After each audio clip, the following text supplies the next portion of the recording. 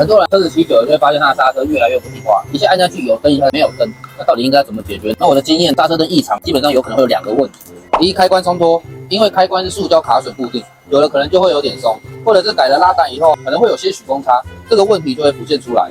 这时候我们可以将塑胶卡榫稍稍用力来掰动它，又或者可以透过束带让它固定得更紧固，这样就可以解决问题了。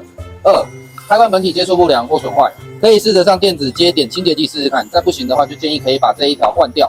刹车灯正常吗？底下留言告诉我。来，右快嘛，该你在的嘛。